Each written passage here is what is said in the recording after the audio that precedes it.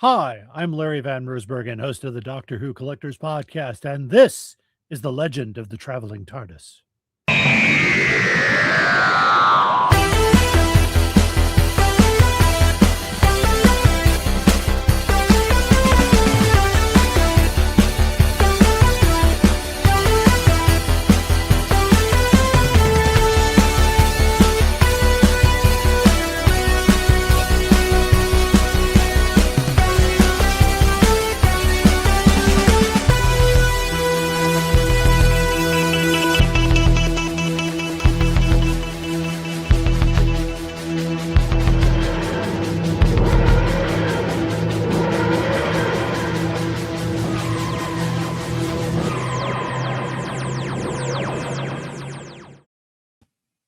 Okay, Dave, did something happen during the intro? Because all of a sudden the music was playing and then all of a sudden it jumped like 5 seconds into the intro. I just want to make sure I saw what I didn't see that. Okay, so it just played out right? I was just As far as I can tell.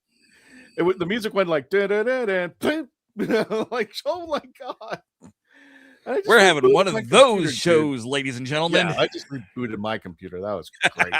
That was just great. That was useless. Ladies and gentlemen, welcome to the Legend of the Traveling TARDIS. My name is Christian Basil, and thank you for joining us, all 100,000 of you. Thank you. And for those of you who haven't subscribed, what are you doing? What are you waiting for? Go ahead and hit that button. Today, we're going to be talking about collecting Doctor Who with our very special guest, Larry VanMersbergen. He also has a special location on TikTok where you can check him out and see. I believe Larry does a lot of content on stuff that he's collected throughout the conventions, but I'm going to let him explain for it a little bit more into that. So we're going to be bringing in our special guest a little bit later, but let me go ahead and remove the screen so you can see me. And welcome. New camera. I'm hoping the microphone stays on, but I was just like, you know how the doctor like brings stuff up and you know, he's working on the TARDIS and then all of a sudden just other things that shouldn't go wrong. Yeah, this is what we're going to go in for tonight. So actually you heard of my co-host. Oh, hey there, Rose Kirby. And you heard my co-host, the lovely Dave Chapman, and I'm bringing him on. If for some reason, okay, I see what's going on. Yeah, there we go. Oh, there we go. There we go. How you doing there, Dave? Hey, I'm doing great. Don't forget to check it. Glad to take a little bit of a back seat today. I'll be doing some of the production stuff, so if things run a little bit sideways, it's my fault. Good. I can blame him from now on. Listen, I was just telling 10-minute delay was not my fault. I was just telling Dave, I said I had to reboot my computer completely. It kind of just like crashed out and it just stopped running, and then I just rebooted it. But it was just like, Dave, and I see you out there, Dan, that Dave goes like, oh, we're going to be running a little bit late, and Dan goes, oh, that's just fine, you know, we understand that. If I run it late, he's the one going like, damn, it's just another episode for the Legend of the Traveling TARDIS. And I pointed out that because we knew it was me making that comment, we just know it's your fault. Never mind. Anyway, speaking of people's faults, there we go. I just really yes, Christian segue. This is why I'm not producing tonight's show. I don't be blamed. I can produce my show, Spill the Geek Tea, and Tasty Conversations, and Tasty Talk perfectly fine. When I come on here, hello, Poison Ivy. That's right. Don't forget to check out Tom and the gang over at Spill the Geek Tea. And also, I forgot to mention with Dave, Horses on Film, about cowboys, westerns, movies, and stuff like that. Yes. Tom, how you doing tonight? There's a geostorm going on. That's why I said, no, I'm not going to be doing any producing. Then we got this ice storm coming. It's like, no, this is why I pushed my trip down to Orlando another month. A lot of craziness going on. And then, you know, everything else. Yep. Meanwhile, back in Florida. Meanwhile, back at the ranch. In Florida. Yeah, exactly. Speaking of the ranch, because I got nothing, I can't segue anywhere. Welcome, Sean. How you doing? From our friends over at Our Philosophy Is. How you doing there, Sean? Thanks for joining. I'm doing well. I'm having a scrumdiddlyumptious day today. And, you know, I wanted to say, Christian, the reason why we don't blame Dave is because in this house, we do not blame Canada. We are keeping good spirits. We gotta keep hate keep the you. blame squarely on the Yanks. You know what I'm saying? Hate you. But Speaking of Yeah, and- scrumdiddlyalcious, don't forget you can go ahead and get your barbecue sauce right now. Email. there you go. There's that Gmail. Yeah, I love this. And Yeah, use and code I wanted to say, Barbecue. Christian, too, when you had that thing happen with your audio, like everyone should make sure that Christian does not have the silence in his house right now, because you just like lost some time in that intro. I couldn't remember anything for 5 seconds. Just jumped like 5 seconds. I'm like, geez, and I just like, I hope that didn't broadcast out. I just hope it's my computer, and it's done it before. I didn't see it, but maybe you should check your wrist for some tally marks. That's all I'm saying.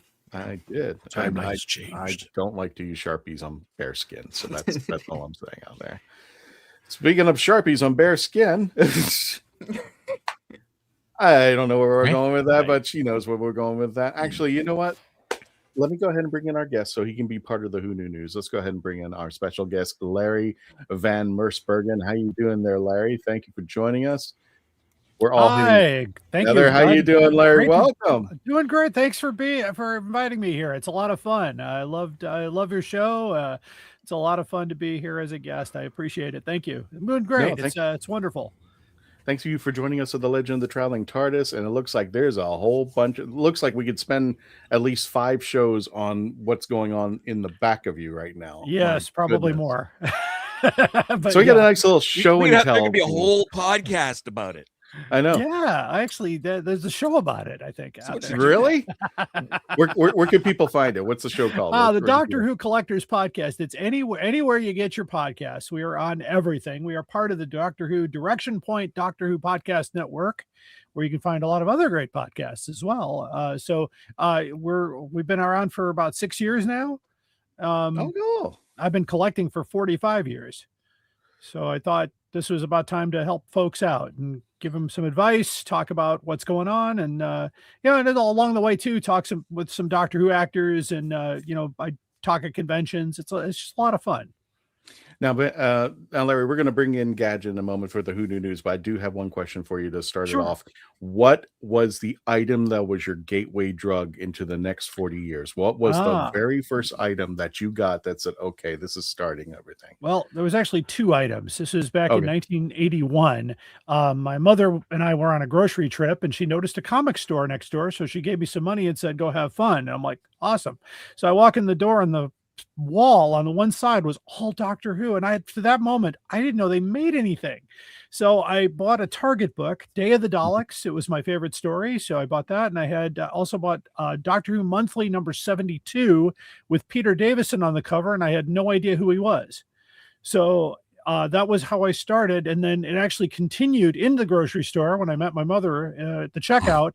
They had the Pinnacle books in the checkout line. So I bought as many of those as I could afford. So it kind of started there. And then just every week back to the comic shop, into the city, to other places like Larry's comic book store in Chicago, and Chicago's Comic Cons and Creation Cons and whatever else I could do. Plus I wrote to folks in England, and it kind of spiraled from there. You addict. If you're going to have an addiction, I guess this is going to be a good one. It's a real good one, because you feel you feel good about it, because it's for one thing, I think it's preserving history too as well. And also being a collector in the United States is 4 times harder than being a collector in the UK, because nothing was sold here prior to 1981. So it's just And that was part of why I opened a Doctor Who store in 1984. So it was part of that to get, I had a company called Bundles from Britain here in Chicago. This is the original catalog from 86. We launched that store, and it became very successful very quickly. And it ran for a couple of years, and then I sold it to my partner. His name is Gene Smith. And of course, now he owns Alien Entertainment and is the showrunner of Chicago TARDIS. So without all that, that's kind of where it all started. Oh, well, there's no cure for this addiction. Speaking of no cure, Dave, hit the button. We're bringing on Gadget. So, all right. I don't. Oh, this show's going downhill. Push the button, Dave.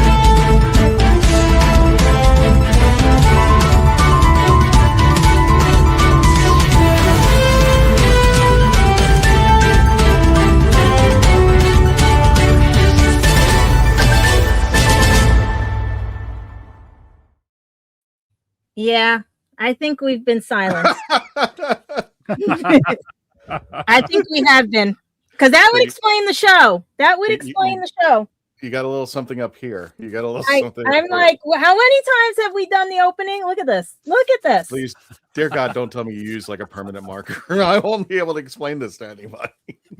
Yeah, you don't know theatrical. You do not. You had to see me at all the conventions when I had to pull this off and everything, and every Impossible Astronaut Day and everything. But yeah, don't. When you mention silence, I can play that bit so well. It's hysterical and everything.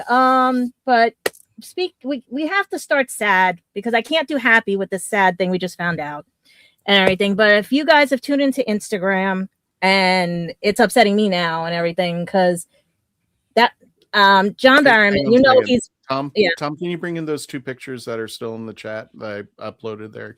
Could you bring those in if you can? Go ahead, Gadget. I'm sorry if you can. Yeah, no, I just want to make sure I get it right because of everything because it is tearful because everyone knows this puppy.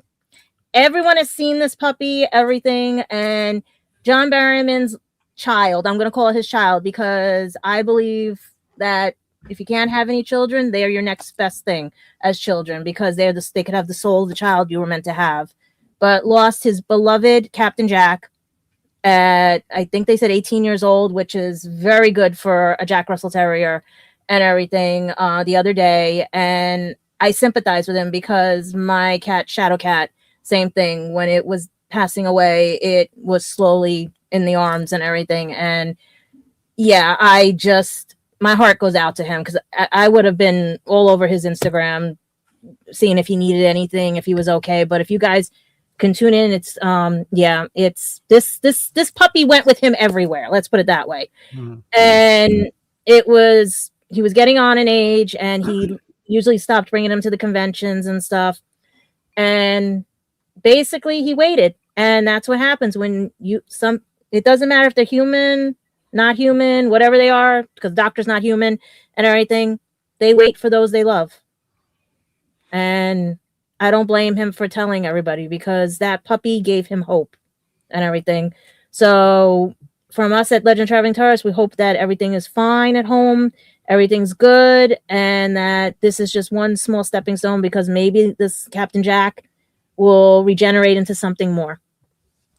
And I feel really bad for John Barrowman and losing a puppy. I know that God only knows how many fur babies I've lost in my time in the last 20 years I've been in this house. But I was just weirded out that he, for a better term, brought him into the live video. I was just like, I don't think I would ever do that. I'm just like, you never know when you're distraught. You never know. Yeah, I know. It was just.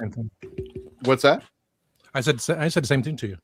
Yeah, it was just like I don't know if I would have done that. I think that's just, yeah. And you don't know when you're distraught that's gonna. That's his baby. He was like, that's his baby. That's his child, and I'll see it as that. You know, if anybody else says anything, no, because sometimes the universe don't give us kids, and they give us kids in another way. And these are kids. They don't last as long as some, but they give enough love that sometimes they're better at giving love than some people. I'm sending mine to college. There is. Remember, we have school for dogs, school for cats. Some of them are. I'm sending her to a real college. I'm going to send her to Rollins. I mean, we train them to be emotional support animals for those that are disabled and everything and stuff. So they're not dumb animals. They are an extension of us in the sense of not a full extension, but they're what brings us hope sometimes. Yeah. When we're having like they sometimes you like the cat distribution center, they'll show up when you least expect them, and you end up with about 17 cats. And I think I speak for Larry and all of us, all of our loves, hopes, and prayers for John and his husband. Yeah. And I'm hoping that the only way, I don't like to say it in this regards, but the only way to fill up that hole in your heart when a fur baby leaves you is to refill it with another one who needs love out there and compassion, who needs a life, a new permanent home. So, and even a senior animal needs some love too, because sometimes people forget about those animals. So, what Yeah. else we got in the new chat? Well, right. So now we're going to go happy because we have an I don't even know what to call him because I think he's immortal. But We Tom like to think. Baker is not going anywhere. And Yep. today, especially, he turns 92 young. And he is, as we just found out, still doing Big Finish, doing other things in the process, making everyone laugh and enjoy life because, like he said, what's the expression, Christian? Because I don't want to get it wrong about never growing up. And everything that he always used to say. Never give in, never surrender. Stop reading my mind. Does anybody remember the quote he made in Doctor Who where it's about childish? You can't be. Yeah. What's the point of growing up if you can't be childish? What's the point of growing up? Yeah. There you go. Exactly. So that's what I'm saying. It's like you grow up, you grow old and bitter. This gentleman is showing you that you stay young at heart, you're living forever. Mm-hmm. I actually I wanted him to do a William Shatner and launch him into space. I want him on the show. Like, you know what, Tom, if you hear us, Tom Baker, come on the show. I would love that. You're more than welcome. Anybody Thank you, out there that's Virginia. got connections, bring them right on. And Larry, Alright. speaking of collections, this Yes. particular picture, this is actually mine. Oh, nice. Way back sometime in the 80s, I actually wrote Mhm. a letter to Tom, and I didn't, I forgot what I wrote into it exactly, but he basically sent out one of his pictures with his signature on the back, and this was what Yeah. the picture looked like. So Nice. I've got that. I Yeah, got a recipe for signature mine. from Very Tom. cool. What else we Yeah. got in the news, Gadge? Well, those of you that are hoping we don't end up in the wilderness years and everything, guess what? This March, we've got 3 new stories heading to book re-release and everything. We have, make sure I get this right, because we have the first story, which is to be released, is The Aliens of London, which aired back in 2005 Mhm. and introduced the Whovians to the Selene and everything. The second one is Satan's Pit with the Impossible Planet, so you didn't have to worry about losing out on both stories and everything. As well, so you're getting like a fourth free book and everything. And the third novelization will be The Time of Angels, which aired in 2010, along with Flesh and Stone. So it's basically you're getting multiple stories in one, and it's not bad and stuff, but it'll keep you guys going until we figure out what's going on with Doctor Who right now. Because even Radio Times has listed how to watch Doctor Who and everything. If you are planning to bide your time to catch up on things and stuff, it's giving you the whole breakdown on how to watch it, how it should be each season, where like right now they say to take Doctor Who season 18 in 1980, then add in K9 and Company in 1981 and do it that way, and then go to the movie. And then it's when it gets jumbled up is when it's the New Who, which is basically 2005 and on. It tells you how to watch that in order, adding in the Sarah Jane Adventures after Miracle Day of Torchwood, as well as the Doctor, the Widow, and the Wardrobe. And it just goes on and on from there. So if you want a copy of that, you go right to radiotimes.com, look up the article that states how to watch Doctor Who in order, including TV spin-offs. That way you have your books and your shows to watch until we figure out what is going on. And I hate the fact that I can't get this article to open up, but it was basically Carol Ann just basically saying, BBC, it's up to you now. Don't disappoint the fans. Mm-hmm. And Oh boy, we're screwed. she's the first companion, the one that helped start it all and everything. And she's telling BBC, get off your butts and start figuring this out. Well, happy birthday, Tom. My goodness, I hope you get another 90 years on the planet. And oh my goodness, I mean, like if I make it to 90, I hope I have the same, not only the same constitution as Tom, but my dad, who hit that wonderful age of I don't give a rat's butt who hears me. You guys know what I'm talking about. You hit that age and just like everything, the filter goes away. And the Yeah. filter, is no, gone, there was yes. no filter. Yeah. I'm just like, Dad, did you really? Never mind. Never So exactly. So without further ado, let's go ahead and I'm trying to get this off. Dave, did you want to go to commercials, or did you want to start somewhere? We can go to commercials. We got about that. We're a little early, but we're at that time. Okay, you got it. when we return, we're going to be talking to Larry about the Doctor Who Collectors podcast, more about his stuff. Do you have something to showcase for us? I always do. Yeah. Oh yeah. Well, I'm just this is from the 70s here. The original Doctor Who comics were released in these little comic.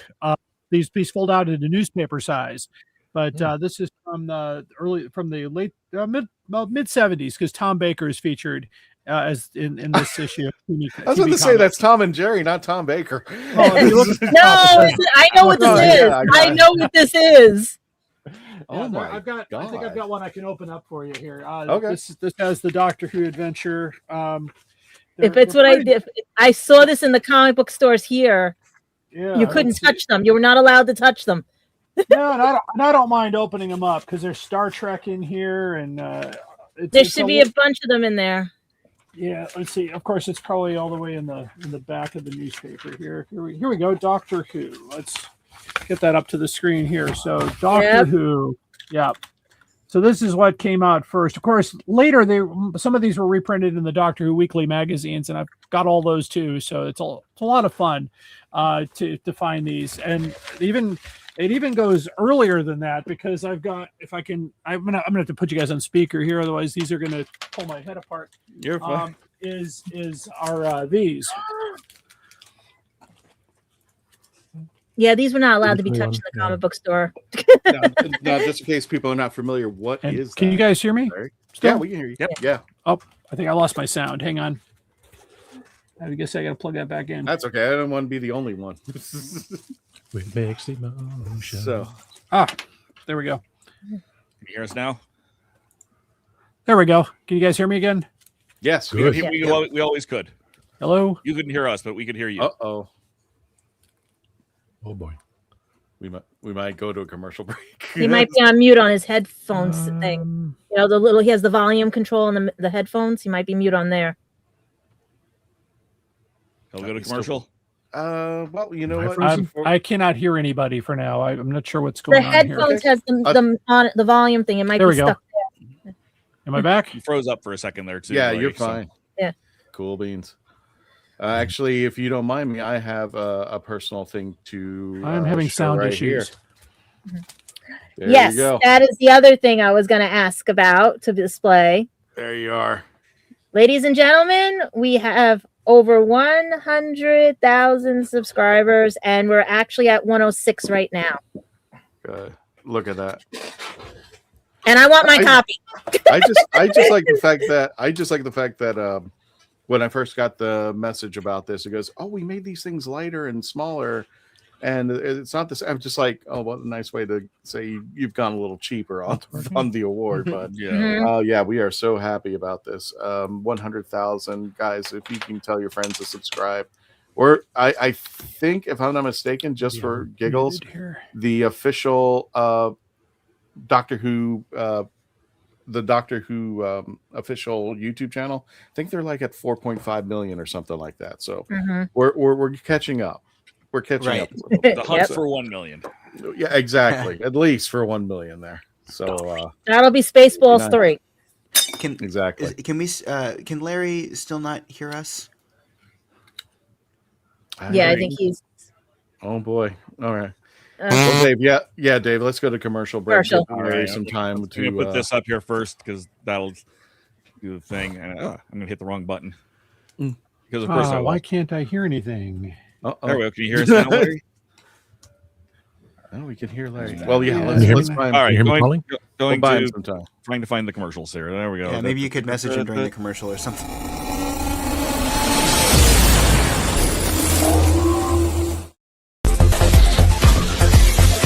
I didn't listen to that voicemail. I'll tear open that letter you sent. Don't you tell your friends I want you back. I gotta leave you now unread, because you've already said those words that switch my heart to dead from loving you. So you'll stay ghosted and I'll stay focused on sewing clothes. The spell stays unspoken, a dark silhouette of a marked man, and I'm broken. Right down, I didn't listen to that voicemail.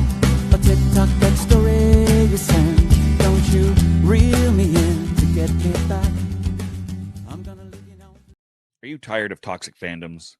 Do you wish we could go back to being happy? So do we. We created the Happiness Patrol to get away from all of the toxicity in fandoms, in life, and so we decided we wanted to do a show about something that makes us happy. And in the first season, that something is Star Wars. So join myself, Cameron, Scott, Jessica, and Melanie on Happiness Patrol at youtube.com/@happinesspatrolshow.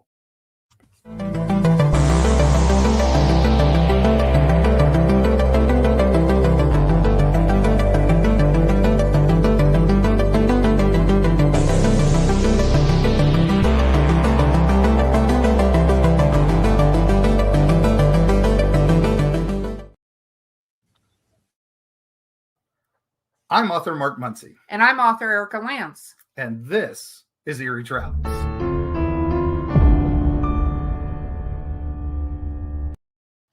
Greetings, travelers. Join us as we travel through folklore, myths, monsters, legends, and dark history. Now, we'll be your guide to the spooky side of reality as we discuss cryptids, paranormal, and all things preternatural. Sometimes we find the truth is way scarier than fiction. We're on twice a week on your favorite podcast platforms, including iTunes, Spotify, Amazon, and YouTube.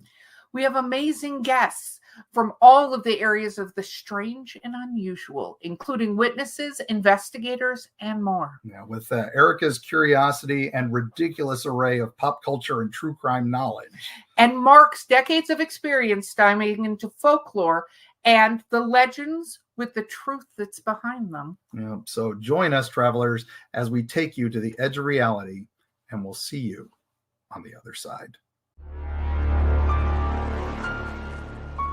So what's your favorite Western? Is it this one or maybe one of these? Is it a revisionist Western, an anti-Western, or maybe it's an all-time classic? Whether your favorite Western is in black and white, vibrant Technicolor, a spaghetti Western, a neo-Western, a comedy, or maybe it's only really Western in spirit. Whatever it is, this is the podcast dedicated to determining the top 100 Westerns of all time. Every second Monday on YouTube, Spotify, and Apple Podcasts. It's Horses on Film. Hello, my name's Sylvester McCoy. Welcome to the Legend of the Traveling TARDIS. And ladies and gentlemen, welcome back to the Legend of the Traveling TARDIS. My name is Christian Basil. Welcome back, everybody. We got special guests, and I'm hoping his headset works. Larry, just nod your head up and down if it works. Please tell me. Can you hear us now? Can you hear us now? Larry? Can you hear us? Oh, no. No. The joy of live. The joy. Yes, exactly. Larry, can you hear us at all? All right. Interesting. Okay. So, I don't think Larry can hear us. I don't think Larry can hear us now, but I can't hear anything. Oh, no. Okay. I could hear the music during the break, but I can't hear anybody talking. Oh, wow. really? That's weird. Yeah, it's plugged in. Okay. And it works. Dave, I don't know what to do. I cannot hear anybody speaking. The white thing that's on his cord that, like, on the headphones. Oh, he can hear the commercials. That's the thing. That's what I'm trying. I'm wondering if he's got the voice part muted on the phone part. Get it? At one point, testing the speakers works. I can hear that, but I can't hear anybody speaking. I'm sorry. I know my mic's still working. Oh, that's really odd. That's totally odd. So there's a gentleman. I'm assuming it's a gentleman. I'm not good at reading lips. Geostorm. It's the freaking Geostorm that's causing these issues. Does anyone know Morse code? And you can just. This is an old cord. It doesn't have a volume on it. The volume's all the way up on my computer here, so we should be. Where's the headphone? Because he went from his headset to this. I think he said it was going fine. Are working in the studio. I wonder if the little white thing, the little thing that's round on his cord. That's a microphone. Yeah, that. See if that's blocked or if that's got mute on. You can hear him, so no. And he's not using that. That's not the. And his isn't muted. It's just a microphone. It doesn't mute. He said. Mark is saying check the sound card, log out. And it's working, but I can't hear the talking. I heard all the music during the break. I heard all the. Let me do that. Let me log out and log back in. Yeah. Let's do that. Okay. In the meantime, while Larry is coming back over here, did anybody? I guess we can do a little bit of a show and tell ourselves. Yeah, should I go run and get my collectibles somewhere? Everywhere? I'm surprised you don't already have it on standby. I mean, I already have. Like I said, I got my little thingy here. My other stuff's buried. I got a great Target. I got a Target book for Christmas. I got probably yonder from a good friend. Well, I got a Target book. Well, I'll tell you what, I was waiting for him to come back on, but I wanted to show everybody some of the stuff that I had.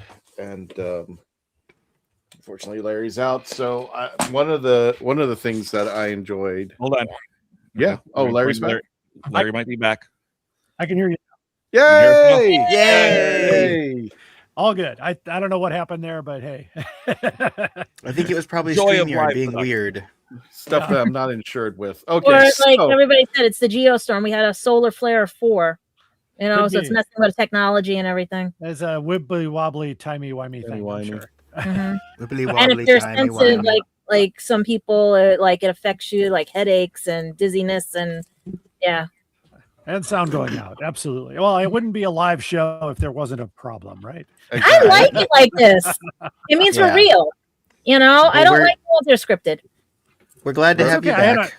I had a podcast interview with a person in Cyprus, Greece, and the power went out, and I couldn't get back to him in time. And I'm like, I'm so sorry, the power went out. Oh no, it happens. But no, it's good to be back with you guys. All right, so I'm just adding this. What are your top 3 rules for I'm trying not to using your freeze. collection? Oh, the rules for visiting. I've had people in the room here, including 2 gentlemen who currently hold the Guinness Book of World Records for the largest Doctor Who collection. I've also had a film crew in here doing a PBS interview for the public television in Indiana about Doctor Who. And then I've also had people who just wanted to come up and check it out for themselves and just be lost in the room for a minute. So usually it's the big rule, of course, is don't touch anything unless I invite you to, and be careful as you walk around. It's mine. If I look at it, it's mine. That's mine. Right? Yeah. It's and of course be careful. With walking around, as elbows can knock things off of shelves, and that could be the end of something. So, yeah, it's those are pretty basic. So, Larry, I have to ask then. I myself am visually impaired. Have you ever had any legally blind people in that room? Because that sounds like we could be hazardous in there. No, I've never had that, but not hey, it's not. I've never had anyone like that in here. So, but well, I mean, a lot of people who are visually impaired use canes to tap around. But I mean, I've been in I go to antique shops, for example, sometimes, and it's just you kind of have to do the T-Rex arm thing. Just keep your arms in, because you can't always see what's on the side. Do you have any things that could be knocked off easily? Yeah, actually, I do, but it's just because of the limited space that I have, and it's some of the things are stored outside the room in archive boxes. I've got the Target books don't all fit on that shelf. There's more that go in the later ones I've got in a box, but and then of course behind me are stacks of boxes that have all the magazines, Radio Times, and books that don't really stand on a shelf very well, like thin paperbacks and things like that. Right. First of all, Sean, don't feel bad. I'm a bull in the china shop, and I can feel okay. I'm mad. I've got the TARDIS teapot sitting right here, and I can't get it out because it's wedged. Because, like I said, I'm fixing the apartment. Right. If it's fragile, right here. it's doomed. That's all I'm saying. If it's fragile, it's doomed out there. Because you said arms, T-Rex, like I said, oh wait, you reminded me. I have a teapot. Well, that I relate to that though, Larry, because I mean, when I was younger, I had this really nice thing I built. It was a giant Lego set of something, and I just finished it, and I put it. And some of those things, it doesn't matter what they are. If they're top heavy and fragile, sometimes there's just no safe place to put them unless they're really high up. And my older brother, as soon as I finished it, just bumped it off the table with his backpack, and it was never the same. So I know that, and your stuff is infinitely more precious than that. So like that feeling, I relate to that. A lot of it is just plain old, and that's and some of it's delicate, and I usually it's especially like the talking Daleks from the 70s. They have to have a little oil before they'll talk again. K9, you know, those motors freeze up, and which is actually great for collectors, because if you buy one that's broken, it's probably not broken. It probably just needs a little 3-in-1 oil. Right.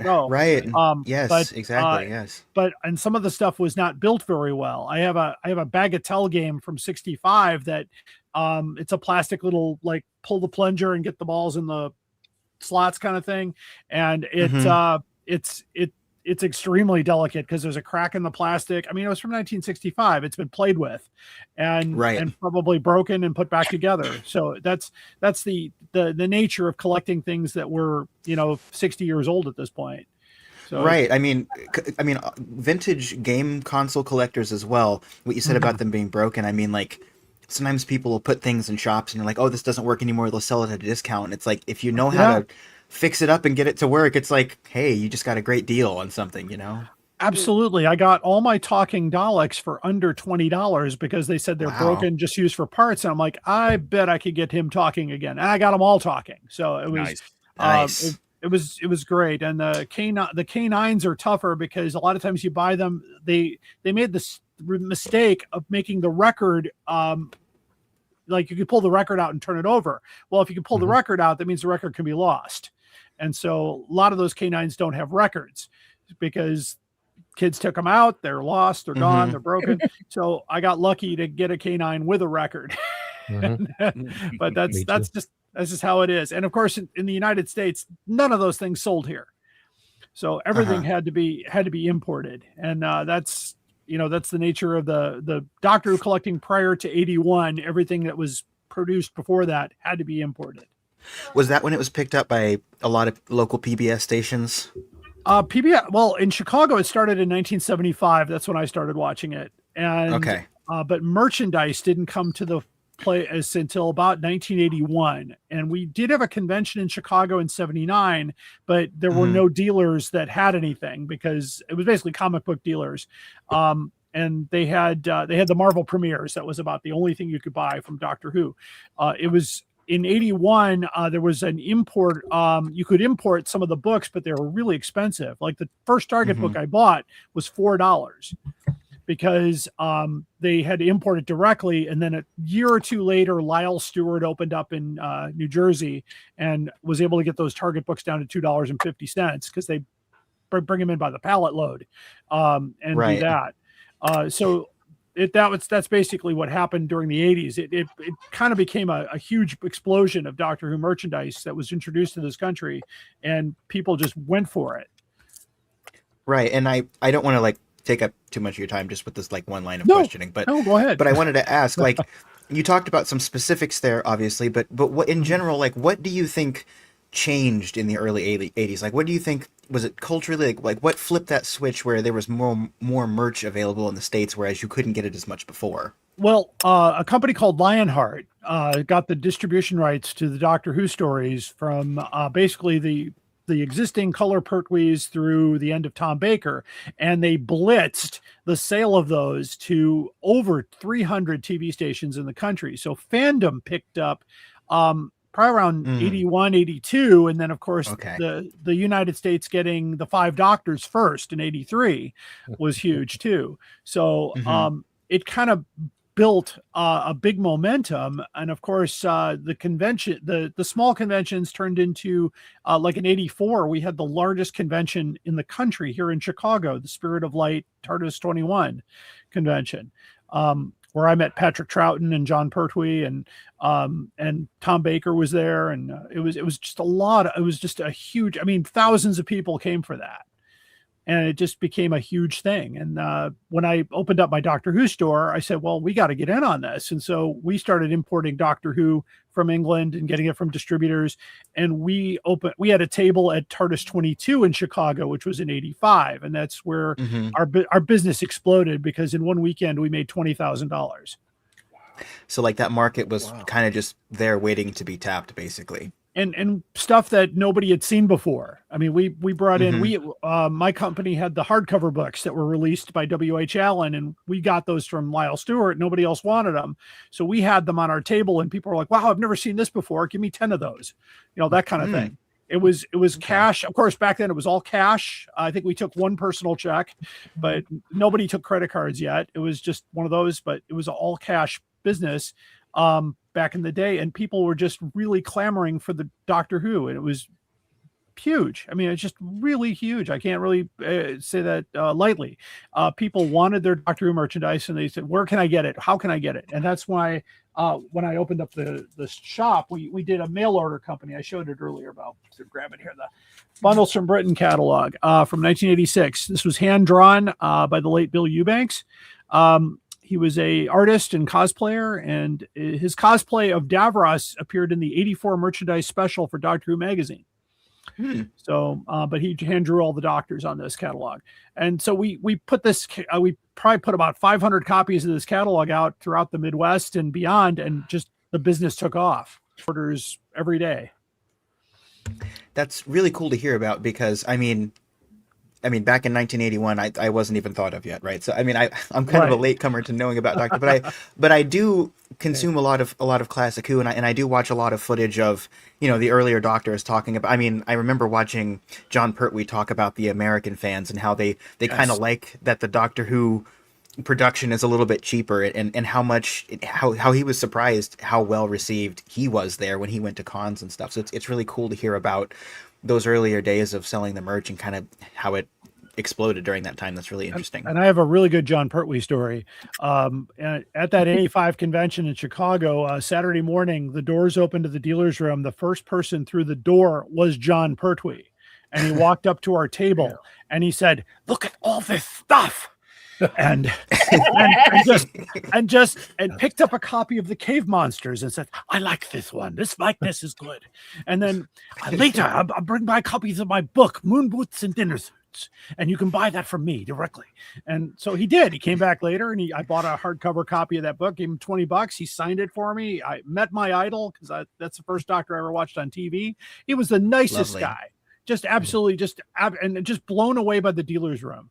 Because that was part of his, and of course, the funniest part was after he was talking to us, his handler found him and said, Mr. Pertwee, your autograph session started without you. Really? Who's signing my name? So he was just, these are what you got to start writing in the book. Yeah. You have to write these stories down in a book and everything. Well, my story is in a book. The book is called Fantastic. Let me grab one off the shelf and I'll show you real quick here. Really? Who's signing my signature? I'm not going to unplug these because then I won't hear you again, but it's called Fantastic. It's a collection of Doctor Who stories. Over 100 Doctor Who fans contributed their stories to this book. Mine is in there as well. Nice. Produced by Zeppo Publishing. Is that available? Is that digitized, or is it only print only? Or? You can get it in Kindle format, but you've got it in paperback or hardcover on Amazon or anywhere you can get books. That's so great to hear too. I am John Pertwee's my favorite Doctor. So later in the convention, I was going back up to my room, and he was in the elevator in full Wurzel Gummidge costume and character. Oh no, the Scarecrow has control of the elevator, and he pushed all the buttons. And some people that opened the door and saw him and said, I'll take the next one, because not just Doctor Who fans were at the convention, but I was in the elevator the whole time. And the funny thing is, I was telling that story at a convention on a panel for John Pertwee, and I said, unfortunately, this was a time before phones, so you just have to take my word for it. And a guy sitting at the other end of the table said, hold on, I was in that elevator. I was there. I know that happened. And I was like, oh yeah, okay, that's great. I'm like, so was he there was he there at the con to be like the third Doctor and Wurzel Gummidge as well? Yeah, because they showed Wurzel Gummidge in the dealer's room. It was the first time anybody in America had ever seen Wurzel Gummidge with John Pertwee, which is great. But he put on the full costume and did a Q&A, and then later he was, of course, the very famous water gun fight broke out there between him and Patrick Troughton. I was in the front row for that. it was a great time to be. Where was that held? Chicago, the Hyatt Regency Hotel downtown Chicago back in 1985. I think I know a few people who have pictures of the water gun fight. Oh, they're floating around. Yeah, people. Yeah. Had to take the picture and then take the film to the drugstore and wait 4 weeks for it. Yeah. But that was and then the autograph lines were a little bit hectic. They would all be sitting at tables and it was just free for all who you're going to. So a lot has happened because my partner, who was Gene Smith at the time, he said, if I ever run a convention, I'm not going to do it this way. And of course, he runs Chicago TARDIS, which is very organized and it's wonderful. And you guys should come up to Chicago and be there with us next November if you can. It'd be a lot of fun. Eventually, I'd love to make it down for that because I'm up in Canada, so it's a little bit different trip. I'm in Western Canada. Oh, gotcha. What is it called? Yeah. Did you say Chicago? Chicago TARDIS. Chicago TARDIS. Okay. It's been around since 2000. Yep. Last year we had I did 2 main stage interviews. I had Carol Ann Ford and Katie Manning on the stage and Steph DeWally. It was a lot of fun. Nice. Katie Manning played my favorite companion during the Pertwee era. So it's just I still think it's Sally Sparrow. I think she got sent back. Oh, she's great too. I've known Katie Manning since 1984. When I met her there at the convention, she gave me her address and said, "Write me." And so we've been writing back and forth until she joined Twitter a few years ago, and we still continue to talk. But she's a wonderful lady, and I call her a dear friend. She's really wonderful. We've had her on the program here as well in the past, so by all means, give her a twice. Yeah. Give her a hello from all of us. Of course, and she'll know who you are. Absolutely. It's a lot of fun to be in that world. It's been just a roller coaster because I know we had, even during the wilderness years, we still had the Who USA tour. We had Doctor Who on TV for a good portion of the 90s. And it was just a great time. To be in Doctor Who, selling Doctor Who, collecting Doctor Who. It was even better if you own a Doctor Who store. It's real easy to collect. You just order one extra, take it off the shelf, right. and that gets you in trouble. Well, it does. But my old partner Gene owns a company called Alien Entertainment. That's DoctorWhoStore.com. If he finds something in the warehouse that is from our old days, he'll write me and say, "Hey, are you interested in this?" Because he found something from the old days that I couldn't buy back then, but I just showed it on TikTok. I'm going to see if I can reach it without unplugging my headphones here. And that's the Doctor Who photo album from 1984. We had these in the shop in 19. And basically it's not much. It's just the Doctor Who logo with that, and it's just a photo album. Yes. But these were licensed, and we couldn't get very many. Only 500 of these were made, and so I couldn't buy one because we had a rule: if it was a limited stock, we couldn't take it. But he found one of these in the warehouse and said, "Hey, do you want it?" I said, "Yeah." I wanted it 45 years ago. Well, this was $1 in FYE when they were closing down, and I just looked at the bottom now. I didn't realize it's numbered. The only reason I got it for $1 was damaged because someone dropped the box. Yeah, they came in 3 colors. They came in gold, tan, and red. So, and this one is still brand new. It's got the plastic on it. And wasn't there a blue one? No blue. They were never made a blue one. Never made a blue one. Only 3 colors. Wow. Larry, we've got some questions for you in the chats. Sure, from the Candyman himself. What's the most unusual, weird Doctor Who collection piece? Mine is the 9th Doctor, 10th Doctor Sonic Screwdriver label as at the 11th Doctor screwdriver. So that's a good question. I'm not sure. Let's see. What's the most unusual piece? Probably let's see. Hang on. Dave, we'll take another commercial break while he's looking for this. Oh, there we go. What do we? It's an old piece, but you'll love the artwork on this. This was a baby Dalek plate from 1965. And check out that artwork. Yeah, and there was a whole set. I mean, there was teacups, there were dishes and that, but they're very hard to find now, but they did a whole set of these during Dalek Mania. So it's. I mean, I don't know if that qualifies as unusual, but I find it unusual. It's one of those. I mean, I've seen. I mean, I've actually did a podcast show. They did a Doctor Who coffin back in the 90s. You could be buried in one of those. There was a Dalek weather vane that came out for a while. But there's a lot of interesting things. I have the Dalek pillow.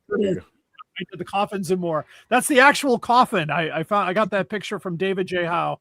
Oh my God. I don't know. And I mentioned it's real. Yeah. That's a real. No, I mean, what's that on the side? It looks like it winds up something, or is that just a strap? Those are the handles. Those are the handles. Oh, the handles. Yeah. Okay. For your 6 friends, you know. I would pay money if I could have Daleks shipping me out on. They just carry a bunch of Daleks just carrying me out. Now, when I did get to attend the funeral of Chris Achilleos, because he was a dear friend, and he did have a Dalek honor guard at the crematorium. So it was my first Zoom funeral, and just a very moving service. And Chris was a wonderful man. He was supposed to be on my show, but he didn't tell anybody about his cancer. So, but he had a Dalek honor guard. So yeah, he went out with an exterminate. Nice. Mm-hmm.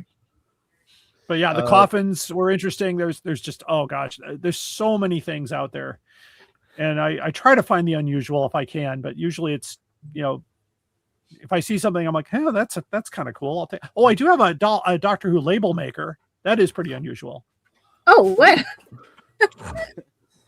It's not unusual to have a Dalek. Dave, I think we're gonna have to spend eight episodes. It's a Dynamo. It's a Dynamo label maker with the Doctor Who logo. It is licensed. You just feed the thing in there, and you click the labels through and move the thing for the letters. But that's fairly unusual. It never got sold here. You'd think it would be in Gallifreyan. I wonder if it was part of a stationery set. Like they must have had like pencils, things. There were pencils. I have a Dalek pencil, but that was from '65. This is from the '80s because of the logo. You could the logo is kind of faded, but and there's no date on it. But the best we could determine was 1981 or 80, possibly. Only sold in the UK.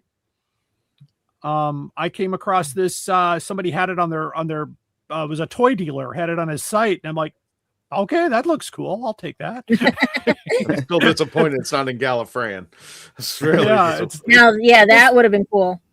Christian, I want to has the alphabet plus a couple of dots and dashes. That's what. What's up, Sean? Christian, I wanted to also acknowledge something that you said a minute ago. I didn't really respond, but I was kind of surprised. I did not know that you guys had Katie Manning on this show. I think that must have been before I joined you guys. That was before way before. Yeah, it's like I need to go back and I need to get a TARDIS and go back in time. Well, actually, the episodes are online, but I just like the first episode. And I'm sorry, Larry. I got to tell this story. The very first episode. Remember, during this time we were in Zoom. And this is way before StreamYard. So we had to record it in Zoom, download it, and put it in audio format at the time. And Katie, when she had to sign in, she had to do one of those things where she, it's like find the buses or, to prove that she's human. Oh, capture. Yeah. It's like, look at the motorcycle. Well, she's myopic. So she's like, I can't get I couldn't get in. So she was like 10 minutes late trying to get in the studio. Oh my God. Because she was having issues with it. As like, if anyone works for, I'm sorry, Larry, we'll get back. If anyone out there works for anyone who is involved in the higher ups of CAPTCHA, please know that blind people exist. And like, we're human. I promise. I've already yelled about being dyslexic. Apparently, if you're trying to get in, but I think it's really cool that you guys had. That you're human. You know what? I ask myself that every day. There we go. No, but it's really cool that you had her on because she is like my favorite. Pertwee is my favorite era, and she's like my favorite companion from that era. And like I've seen her do interviews and stuff, and she's always just like really lovely. I would love to meet her someday. If you think that's bad, the second episode that we had her on, she was having issues with her camera, And we were interviewing Tim Treloar, and I convinced Katie to come on and be part of the panel to interview Tim. But the problem is her camera is not working. So Tim had to sit there with a cell phone the whole time and right up to the microphone, and Katie was there. And that's how we had Katie onto the show. So I mean, like, and she's interviewing. It was just like, oh my god! So you had the drone. You had the drone footage.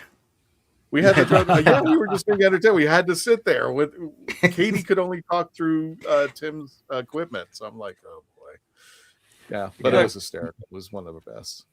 It was a fun time. Oh, yeah. Sorry about that detour, Larry. But I had. That's okay. I had to, That's all right. I had no to problem. Larry, you mentioned you've got some really unusual stuff there. You also mentioned that you've had the world record holder in your yes, collection. I have. Going through your collection. Ian, right? Do you have anything that he doesn't have, and did he try and acquire it from you?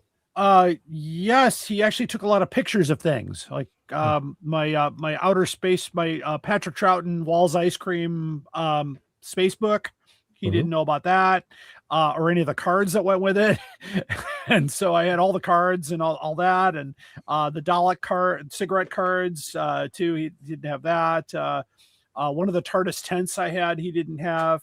But yeah, they went through the whole process of cataloging and counting. It took many months of hard work, and they could only work 4 hours at a time. And it was a big, Guinness was very strict, and then they finally got it, and now they're in the book, and they're from Bourbonnais, Illinois. William and Lee Thompson. It's a father and son duo. Great guys. They've been on my show before, and they've been in the room here with me. So it's interesting to talk to people who've worked through the same type of thing, but they did it in less time than I did. I've been doing this since I was, 10 years old or so, but they've been doing it for the last 5 or 6 years and accumulated over 21,000 items. So, how and short I don't are even you from the record? I don't even know, because I never counted.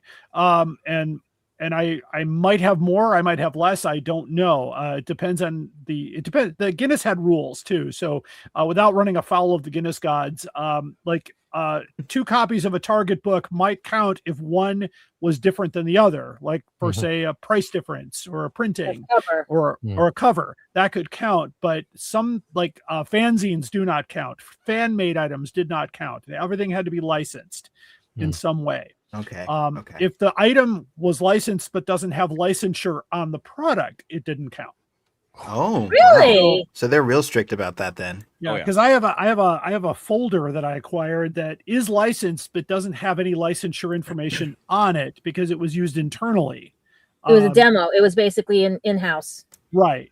And I also have an item. I have a few of those items around here. I have a book that was produced by the BBC, and only 7 of them were made as a test, and then they never made them. So they don't count because while they are real, they are licensed and probably very valuable. They don't count because we can't find them anywhere else. They weren't distributed to the public. Right. There was a private thing. I got it in the mail saying, "Hey, this is a great idea." It was called the Target Collection, and they included a brand new hardcover book of this Target book with a reversible dust jacket and a magazine with the story. And then they said the cost of creating that would have been 8 times what the subscription price would have been. So they said, "Nope, we're not doing it." So that's really interesting. I've never actually heard that before, but I didn't know those rules were so strict. But I know for a lot of collectors, especially, sometimes the unlicensed things, or even sometimes with depending on what the IP is, the bootlegged things can almost be more interesting than the official things that everyone kind of knows about more. I mean, is that kind of the case for you? Or yeah, I've got a couple of those. Hang on, let me grab them. They're a little off the reach here, but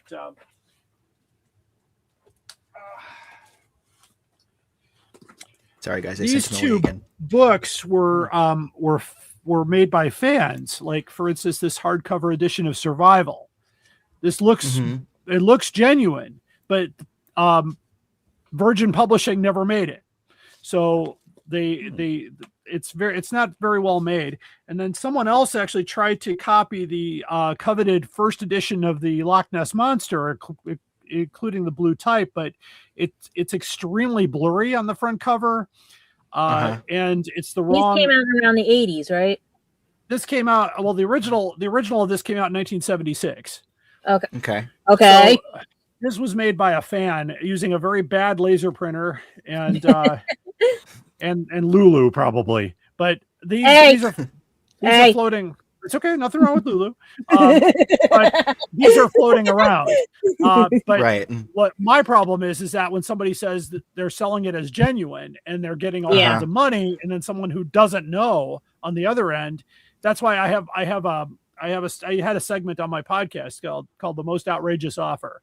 And it's my favorite. It's everybody's favorite because I'll find the stuff that's priced, here's a book that's priced at $8,000, but you can also get it for $450 at the local store. So I'm like, why is it worth that much? And there's nothing different about it. It's not signed by anybody. It's just somebody didn't know what to, or either that or they hit too many zeros on their keyboard. But but yeah, these things are floating around. Sadly, it's just some of it is collectible. I mean, I have a lot of fanzines in the collection, and some of them from the folks that wrote them. I mean, I knew Jean Airy back in the day. If you don't know that name, she wrote The Doctor and the Enterprise. And if you've ever read that, you all know that. Story, yes. You all know. I knew Jean very well, and she was extremely upset when New Media published it and said, wait, you don't have permission for that. I mean, that's Paramount, that's Lionheart, these are characters that are owned by 4 different companies, and they didn't get any permission for it. And she even wrote to them and said, hey, stop these guys, and nobody did anything. So it kept going. So she always until she passed away, she said, just send me an envelope with postage, I'll send it to you for free. And she tried to keep that story, the stories going, and not make it a commercial enterprise. But those copies, I mean, I've got all the copies of Doctor and the Enterprise, and they're all very interesting. But some of them are completely illegal. But that's just how it goes, But that happens with a lot of anime fanfics and everything too, and stuff. Yeah, I'm sure it happens in every line of collecting. There's always something that gets out there that isn't legit, but sometimes it's sought after too for that reason. Larry, we got a question here. I am so sorry. This is coming from Rose Kirby. Hey, fine. Sure. Hey, question for Larry in the panel. What was your first item you bought at a convention? And if you're still collecting in your late 50s and 60s, what would you collect? Well, I am in my late 50s, so yeah, still doing it. But I think the first thing I bought, actually, I know the first things I bought at a convention was there was a dealer at the big Chicago convention. His name was John McElroy, and he got the license to do official BBC photographs. And I bought every photograph he had on his table because he didn't want to fly home with them, because he was from London. So I've got those in a photo album. A lot of them are just they're promotional shots, and they've all got the copyright on the back of them as they were. And that's probably the first thing I bought at a convention. The other thing I bought at a convention, the next convention, was a hardcover copy of The Space War, because I'd never seen that in hardcover. And the guy had it for $10, and I said, I'll take it. And I still have it on the shelf, but it's just, going table to table. I bought some things from the Who shop of London. They were at Chicago TARDIS last year, and I'm still looking around, and that's a great seeing store. It is a wonderful store. Alex and her crew are listeners to my show, which is nice. I got my Doctor Who jackets from them. Wonderful, wonderful people. And I do an event every year at Who North America in Canby, Indiana. And a lot of times, sometimes I'll go, hey, you got some stuff here I could use. So it depends. It depends on where my focus is. Usually I focus on where my talks are going to be. Like last year I did toys and games. So I was looking at, what toys don't I have that I can acquire? This year I'm doing Doctor Who in the comics, because somebody had requested that. So I've been looking for these old TV 21s and these old comic books, going back to Doctor Who and the Daleks 66 and all that, and trying to get a complete set of those that I can take on conventions this year. I also did a talk on the evolution of the Dalek in books. And so I put all those Dalek books together and said, what am I missing? Oh, I'm missing this one, so I need to get that one. So that's usually how that goes. Interesting. Yeah, I'm trying to see. I'm trying to see all the comics they have out because I bought one at a convention that I actually got the artist to sign and everything, but I can't see it on the list. Like it's the 10th Doctor and Martha one. Larry, because I have a big ego, can I show you? Can I show you what I have? That sure, you might of course. Okay. Well, first of all, Ueldis gave me this, and I was like completely shocked. But I believe, and I think he can authenticate. These are actually the money that was now from the ATM. Yeah. Yeah. And I was like stunned that he got that. So yeah, that was the money that was shut out. And these are just some normal. I just wanted to let people know that I know this is weird that this magazine just by itself, but this is Simon Fisher-Becker used to work on our show.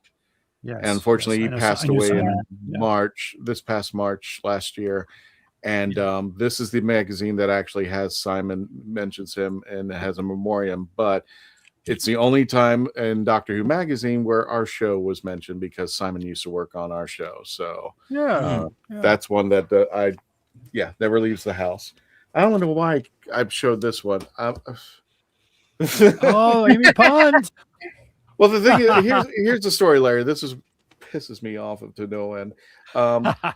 Well, I mean, you have friends that will come out and they'll try to buy you Doctor Who merchandise. And one of my friends, I told him, he goes, "What kind of what kind of merchandise are you looking for?" I said, "Anything but Funko Pops." And he goes, "Why not Funko Pops?" And I said, "They're Pringles." Because once you give me the one, give me the one Funko, I'm going to have 50 of them. Yep. I'm almost there, but I'm just like, they sit on my shelf and do nothing, but I gotta have it. But for some reason, I'm being told that this is the most expensive one currently to date. It is that one. That one's getting harder and harder to find. Yeah, and now that they stopped making them, and what else do I have? The license is gone. I know everybody has this. Yeah. Oh yeah. Nope. I've got the one I could never get. The Key to Time. I got that. Hardcover and paperback. Hardcover and paperback, and paperback. Celebration, and I don't know if you have this one, but this one is not really Doctor Who-ish. Oh, I've got that. Yeah, I love all that the BBB stuff. Yeah, I've got Zero Imperative. I've got the Arizona Solution. Are those the VHS tapes you're talking about? Mm-hmm. Yeah, but they're not official. And right, I was actually going to ask you about that earlier when you were talking about because you were talking kind of about counterfeit things, and I did mention bootlegs, but I was also thinking about like unlicensed things like Laserdisc. Doctor Who and the Daleks on Betamax. Oh my god! I still have a There beta. you go. Yeah, that one. I've got all the laser discs, including the UK ones. The only I never ones even thought about Laserdisc. Let me grab them because they're really fun to see. I got the cartridge for Star Wars. You got to take those laser discs and you got to take them off the top of your head and go information, kill, and just early happy birthday to Rose. I know, happy birthday. When is Rose's birthday?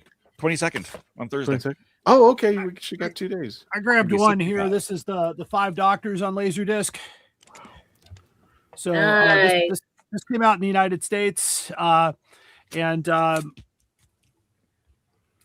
the UK had a lot more of them. They had the Ark in Space. They had a few other titles, and then the one that I can't find anywhere. It was only released in Japan. It was the Doctor Who movie, 1996. It was only released in Japan, and that one I've only seen pictures of. But there are a few out there. The media, of course, the original. Oh, I know about that one. My cousin worked for Fox. Okay. My cousin worked for Fox. He threw them in the garbage. Yep. Are Laserdiscs regional? Are they region coded? Yes. Laserdiscs? Yes, they are. Okay. Yes, they are. Yeah. And then I have you need a PAL. You need a PAL Laserdisc player if you want to watch a PAL. Oh, I guess that's true because you got NTSC and PAL. Yeah. And then the other one, and CCAM. Yeah. So they have laser discs. Do you collect a lot of have you seen there's been a resurgence in people collecting VHS? Have you seen that? And is that kind of affecting Doctor Who as well, would you say? Yeah, especially in the used market, because I see a lot of them come up for sale. I monitor a lot of sales online, and people are selling their VHS collections and getting good money for them because because some of the VHS copies, like for instance, if you want to see the Beatles in the chase, you need the old VHS copy. Right. Yes. That before they took it out, or the Tomb of the Cybermen with the introduction by Morris Berry. And there's of course some of the, and of course even more the on-air recordings. Like for instance, people are looking for the Tom Baker recordings where Howard Da Silva does the introductions that he did for PBS. Yeah. And those are I getting, didn't know about. Yeah.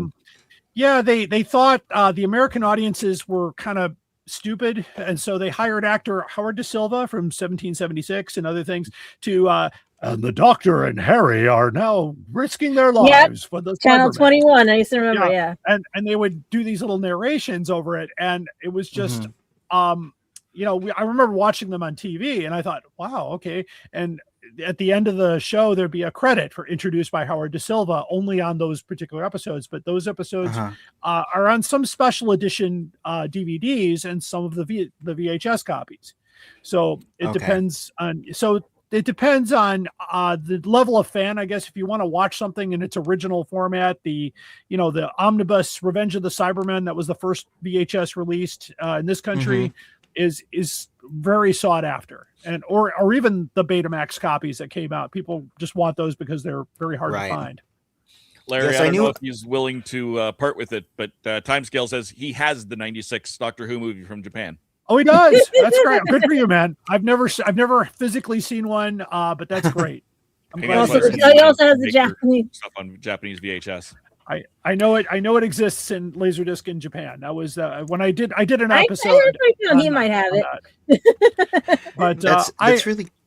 I search every once in a while. I have a permanent search out there for Laserdiscs, and usually they come up. But that one I have not seen. Yeah, Akihabara. How many of those? Sorry, Gadget. Yeah, I did when he put the post up Akihabara. I forgot. You go there, you find a lot of stuff in Akihabara. Oh yeah. How many of the Laserdiscs that you have? I mean, I know there is there is one plant in the Midwest that had a particularly abysmal record for like Laserdisc getting rot over time and not working. Have you tested all of your Laserdiscs of Doctor Who to see if they're functional? Because I know a lot of them will just not work anymore. I don't have a player, so I didn't. But the ones I have are in. They look pretty good. I don't know if they play, but the only reason I think it would rot is if they got mildew or something in the process. But yeah. These of course I one of my sponsors is Bags Unlimited Incorporated, and I've been using them since 1981, and they make these really nice acid-free bags to keep the moisture out and to keep the light out of the the ultraviolet and all that can do that. So I don't know if it still works, but this it's not in its plastic, but it looks like it was barely played. That's And but I don't know. You can find Larry on DoctorWhoCollectors.com.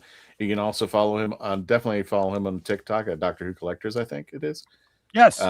Yes. And definitely check out his stuff. I mean, some of the incredible merchandise that he brings out here. What is the one item? Okay. What is that one item? The one item is I have the very first Doctor Who annual signed by William Hartnell. Damn. God.